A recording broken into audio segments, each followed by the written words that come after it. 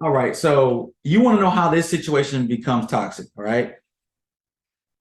Yo, welcome. I never This is thought like Nico. how we could get I'm, there. I'm Rico. Welcome. Happy New Year. Nico and Rico Yeah, podcast. they're fine. They've seen it before. All right, just No, all right. tell. Listen, how is Oh, how this stopwatch is ratchet. Let me take it off. okay. All right. Feeling restricted. No, what I'm saying is this. How can this situation be toxic or unhealthy? Is this a person is going through something, right? Whether they be friend, relationship, family member, whatever, but they're going through something, right? Right. You as a person, you're going through Say you're something. going through something. Like say it was me, right? Okay. Me and you rocking, we communicate, yada yada yada, and then all of a sudden we stop communicating, right? You be like, man, Rick, all right, Rick, cool. But What's that's different because I know why But no, you stop communicating. yeah, because yeah, say you know why. Say something happened to me. Got a car accident, lost my Something job. happened to you, I already know it. So you already We know, were cool right? and you became So, distant. but yo, say something, something happened, right? We might have talked about what happened to me, but I get distant, right? I'm processing the situation, All grief, right. depression, whatever, right? I get distant. You give me my space. Man, man, Rick is dealing with some stuff. I'm gonna give him some time, yada, yada, yada, whatever, right? Some time goes by. You ain't heard from him in a while, like, yo, what's up, Rick? Man, Rick ain't picking up the phone. Yo, Rick, you good? No, that did Listen, no, no, let me finish. Ricardo. Let me That finish. didn't happen. I haven't been ignored. Let me finish, right? Right. So I'm over here going through something, right?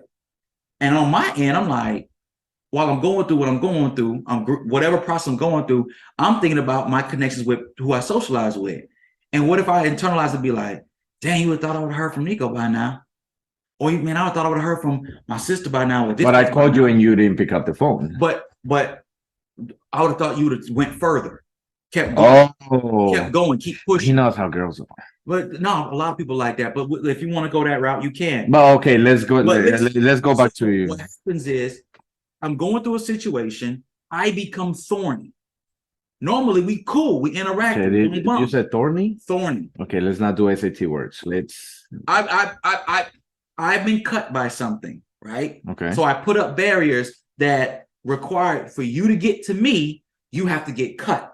You to embrace me and reach out to me. I might be abrasive, I might be dismissive, I might be flat out rude to you. You then get cut by what I'm going through. I'm hurt. I hurt people, right? It might not be straight up cursing you out, Okay, I see. but it might be disrespectful, I right? see it. Right. Do you think that's how it is right now, or you're saying we can potentially get there? It's because I feel like we can potentially get there, and I've thought about it. It's true. I don't think we're there right now. Well, no, you're on the path. So what happens is I give you that. What happens? That's why you have a conversation. Should we giving any context?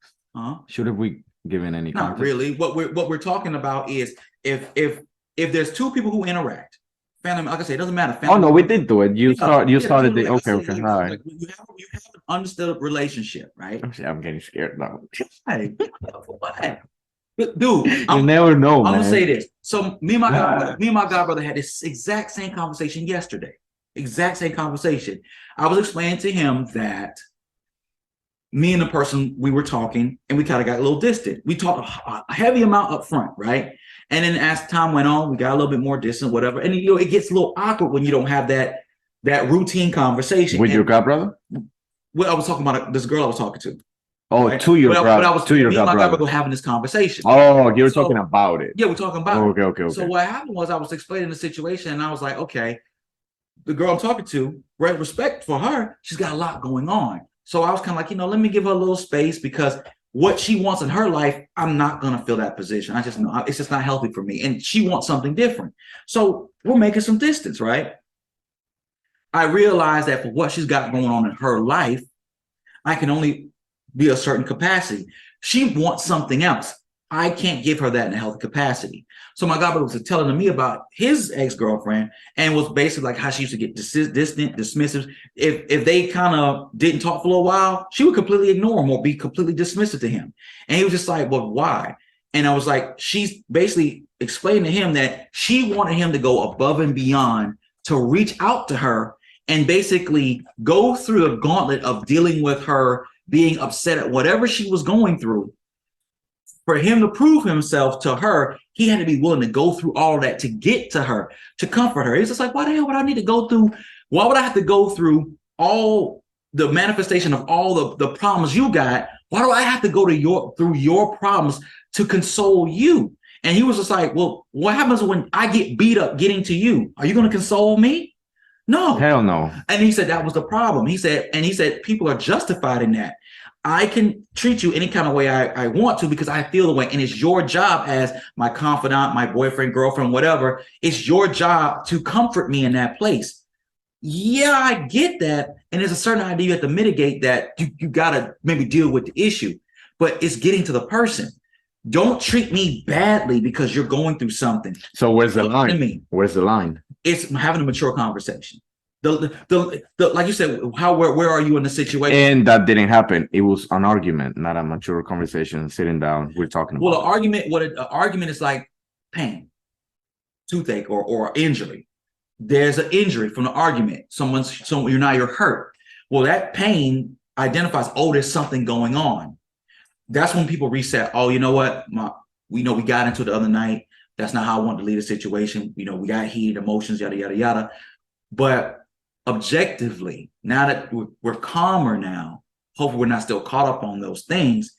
Can we have a mature conversation? Oh, okay. And if people are willing to say, you know what, I was mad at you. I was mad at this. I was mad at myself for something, yada, yada. I took that out on you. If people can be accountable and hold themselves like, you know what, that's where I was, and have a mature conversation because you don't really mean me any harm. You no one means anyone any harm. No, right. Or even if it was something your fault, if it was a mistake or things got out of line, you got to be able to address those things and say respectfully, truthfully, X, Y, Z. What I just thought about it is I've been here before. Okay. And last time I gave a little too much space. Well, yeah. So now I'm torn between like what's space, what's too much, what's too little. Because I've been like more than just giving you space. I've been flat out like and sometimes we go. So I don't know where the line is. True, because sometimes when you give a lot of space, it's almost like starting over again. But it's raw now because the last experience was maybe like it was tender. It was maybe a little negative, right? And then when you start back over, it's like, hey, are we good? Yeah, I guess so. And it's still, you have to address it. And that's when it comes to value. Do both parties involved or do they value the relationship enough to say, okay, let's start over, I really want this? Or is it kind of like you're past it? A lot of people have casual relationships and they're past it. Like the negative of it is kind of like, okay, I'm done with it. It's over. It was cool, but it wasn't so valued that this problem that I have, that might not be a problem with relationship. It's a problem with whatever happened in the space. It is what it is. And it's not worth readdressing. I feel like when I sigh, it's going to sound really bad on the microphone. But I know you got me traumatized with it. Wow. Because I look at it and you're like, oh, no. So I put the puff down.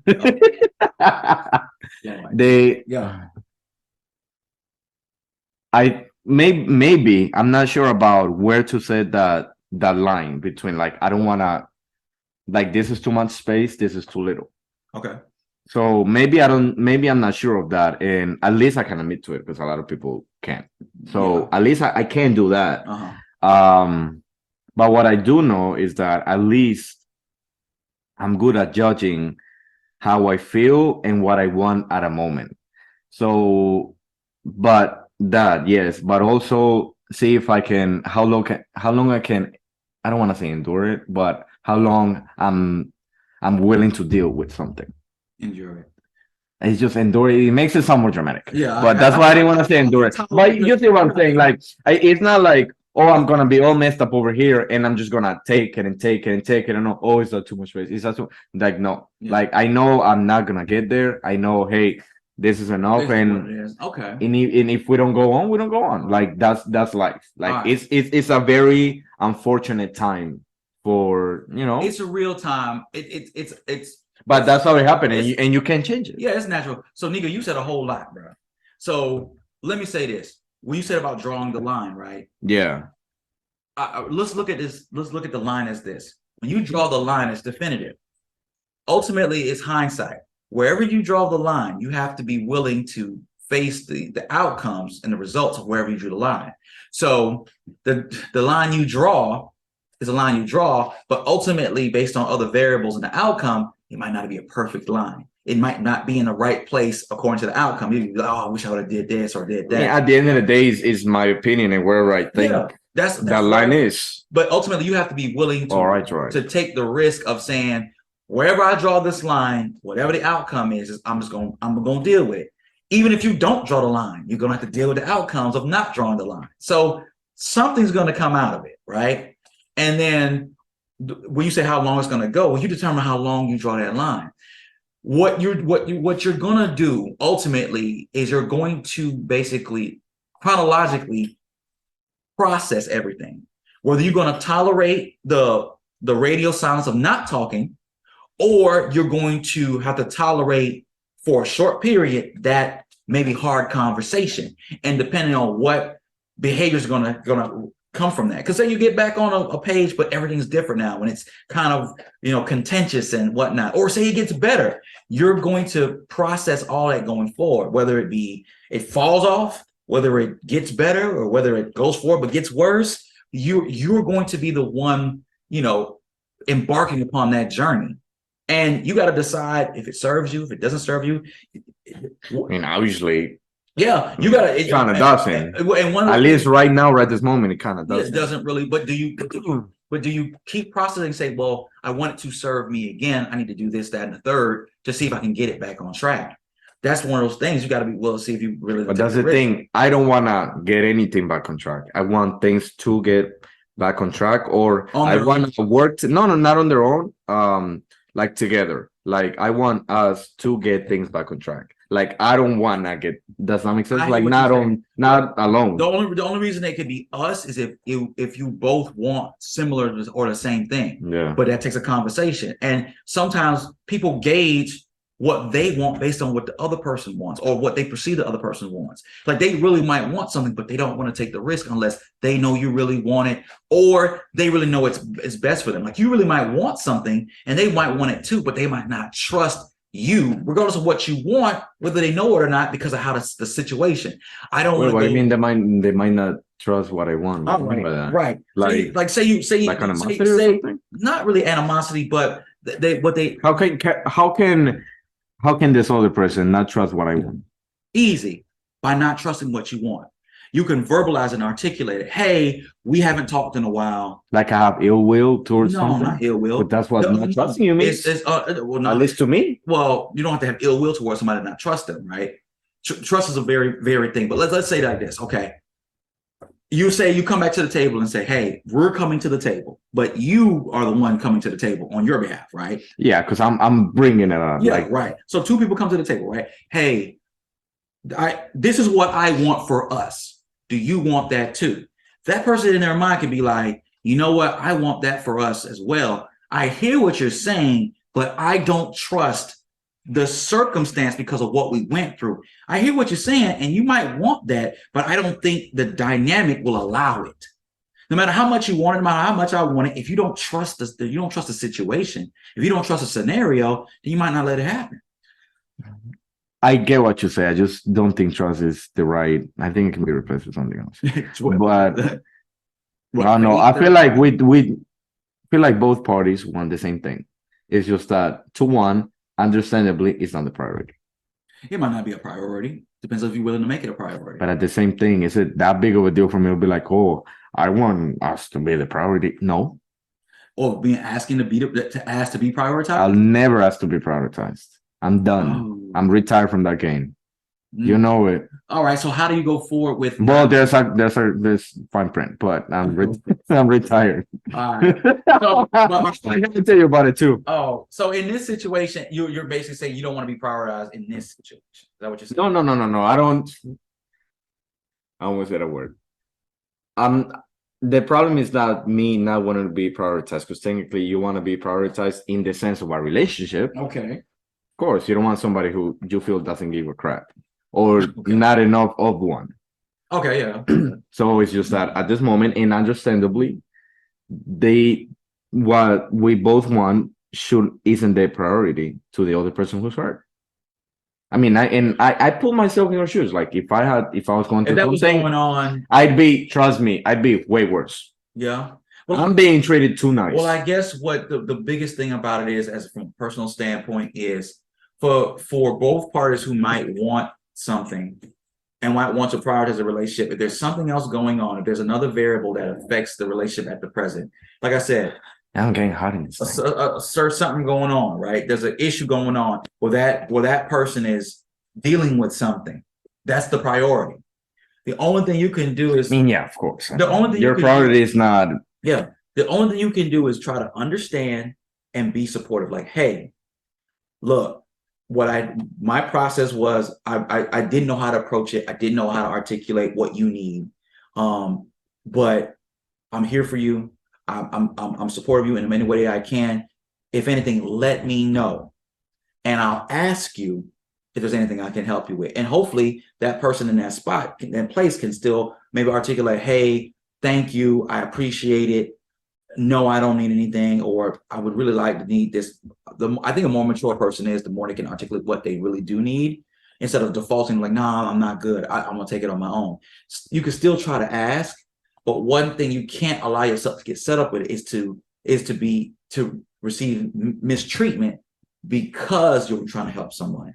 You can't become someone's punching bag when they're going. No, absolutely not. So yeah, no. Or you can't allow yourself to be dismissed or disrespected. Like in my situation, I went through that last year, and it was interesting because I didn't expect it. It Was interesting because you didn't tell me about it, and I'm just finding out about it now.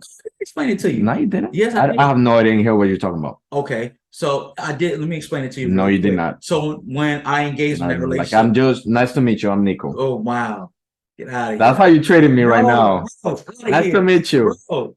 I'm from Colombia and I love soccer. Coming off my birthday the year before, remember that little thing I had got into? And it was, you asked, "Oh, how was it going?" I was like, "Yeah, it's going pretty good." And then I told you I had to shut it off because there was some issues with dismissiveness and disrespect that I wasn't going to tolerate from a friend that I didn't think I was going to get that from. Maybe I'm the who doesn't remember. Or maybe when we went to when we're done, we'll say with names. We went to the castle. Oh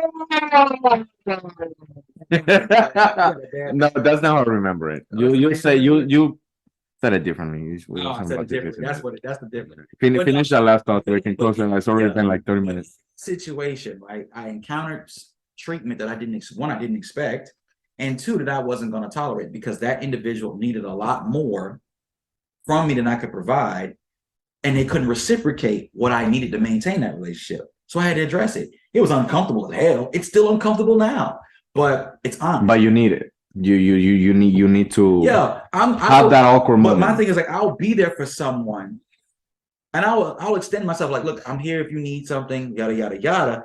But I'm not going to sacrifice my mental health, my emotional health, my wellness, my peace to help you. You know, I'll sacrifice money, I'll sacrifice time, I'll sacrifice physical labor, but I'm not going to sacrifice my light to help you in your darkness. I will help light you, but you can't take my light from me. Especially when you're having a bad attitude. Let us know in the comments down below what you guys think. It's a cool little format. And I'm hot as hell. Thank you for watching. Bye. Woo, I can't do it. There you are.